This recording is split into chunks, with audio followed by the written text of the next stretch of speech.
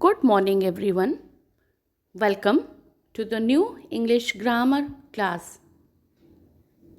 I am Roslyn, your English grammar teacher. Today, we will be discussing a new lesson, punctuations. Now, what do you mean by a punctuation? It is a set of marks or sign in English. It consists of pauses or stops in the text.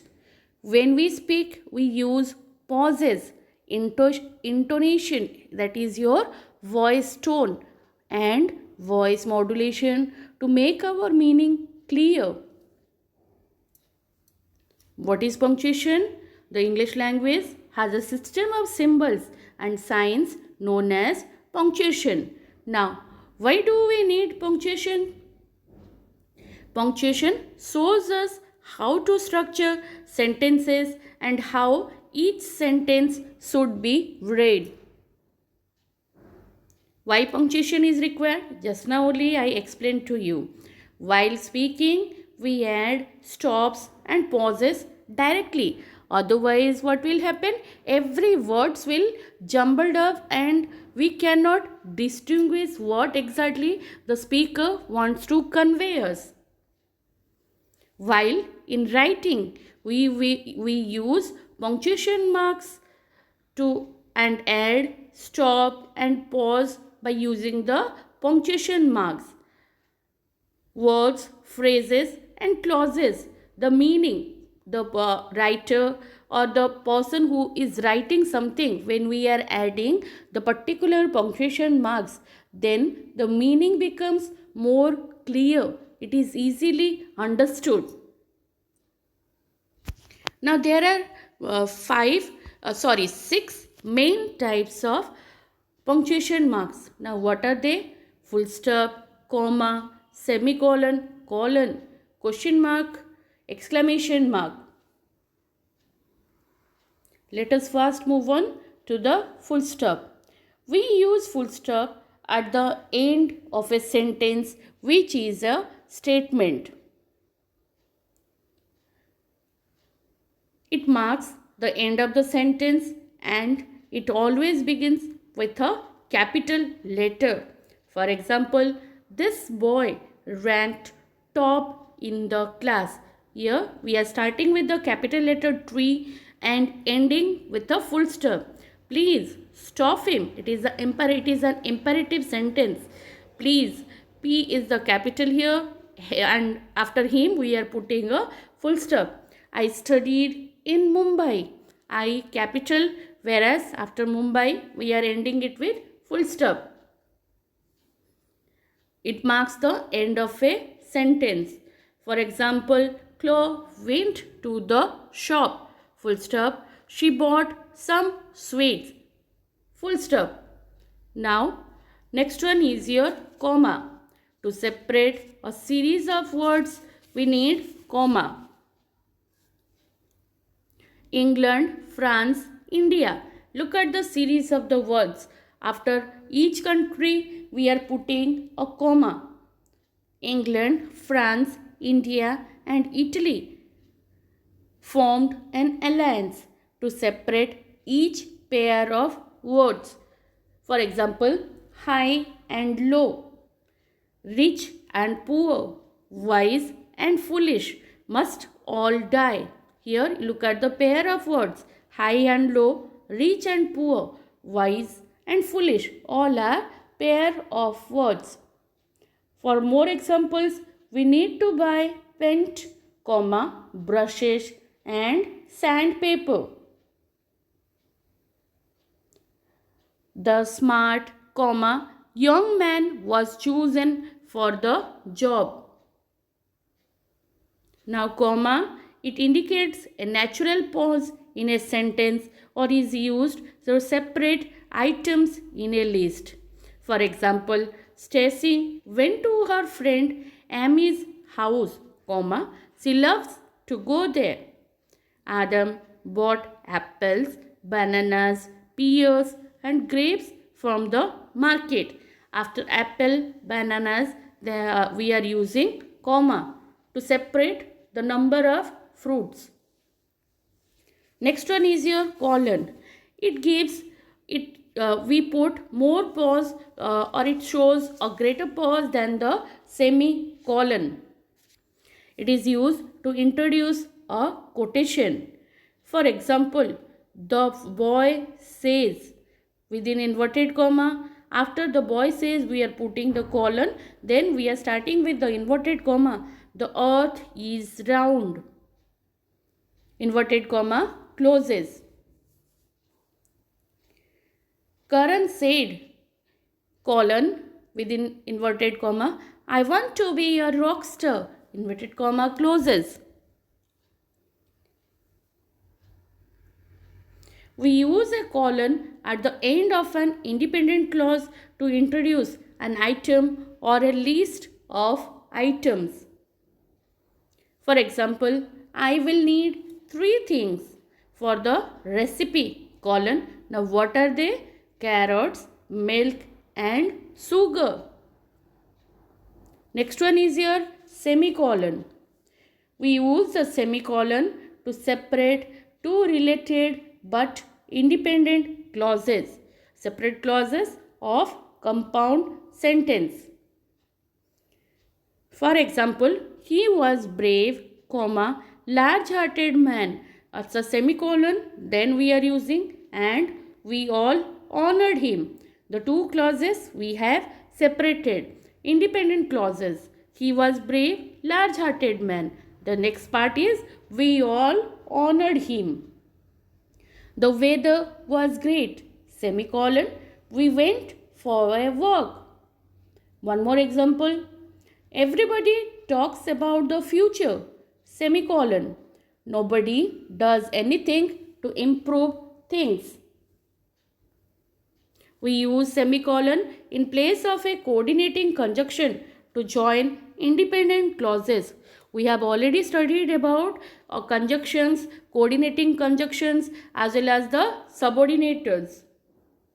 For example, the days were hot, semicolon, the nights were extremely cold. Next one is your question mark. It marks a direct question. It is at the end of the interrogative sentence. The question mark is used at the end of a sentence that asks a question. For example, what is wrong with you? Question mark. How are you? A question mark. Did you like the food? Question mark. Have you seen Ram? Question mark. The question mark indicates the end of a question. How are you? How long is the bus journey to London from Cambridge? The question mark. Next one is your exclamation mark. It is used as interjections and also used after sudden emotion or a wish to express emotions like surprise, excitement, anger, sorrow. We use the exclamation mark. Hooray! Exclamatory mark. We won the first prize! Exclamatory mark. What a terrible fire this is! Exclamatory mark. Alas! Exclamatory mark. He won! Full stop. What a perfect day! Exclamatory mark. This is terrible! Exclamatory mark. Some more examples. Wow! Exclamation. What a cute baby! Ends with an exclamation. Alas! Exclamatory mark. The cat is dead. The exclamation marks. It marks the end of a dramatic statement or a sentence. Stop! Exclamatory mark. Don't run into the road! Exclamatory mark. Then next one is your quotation marks. It indicates the direct speech. I love to read a book. Within inverted commas, said Stacy. Inverted comma starts. What did you do yesterday? Inverted comma closes. Asked Lucy. Next one is your apostrophe. The apostrophe along with the letter S is used to show possession, that it belongs to you. We use the apostrophe with a singular noun also. For example, my father with apostrophe S car means that car belongs to my father. Sona's books, all these books belong to Sona. Gaurav's sister with a plural noun formed by adding S to the singular, we use the apostrophe after the S.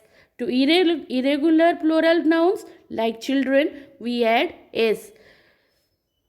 The girls, dolls. The means when you are showing that all of them are totally plural in the group formation. The girls, after S, we are putting the apostrophe.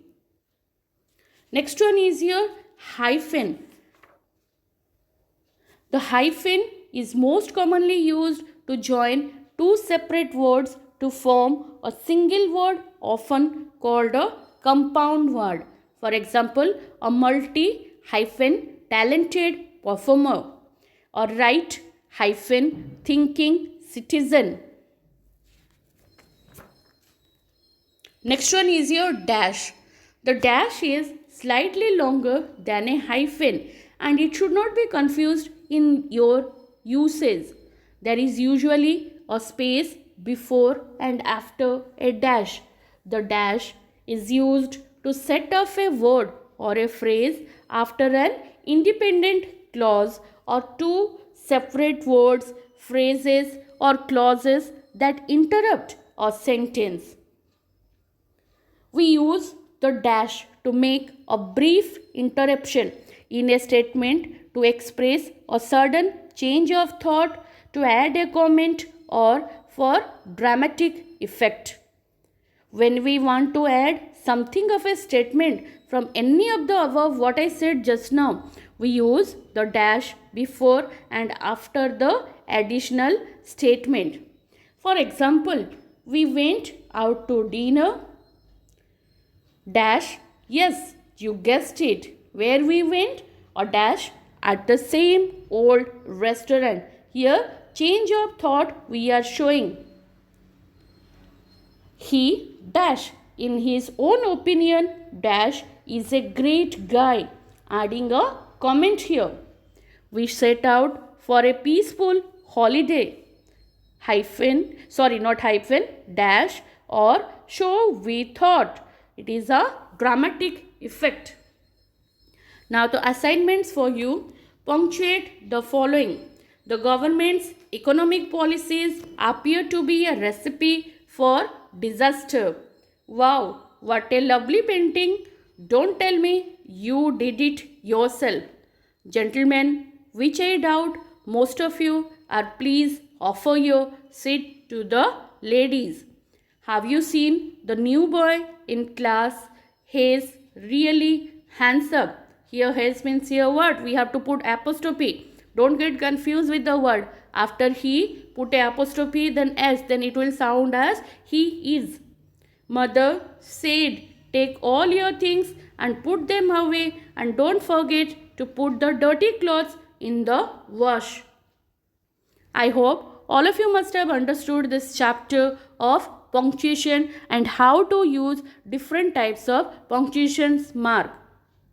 Kindly complete all the exercises in your grammar classwork notebook. Thank you.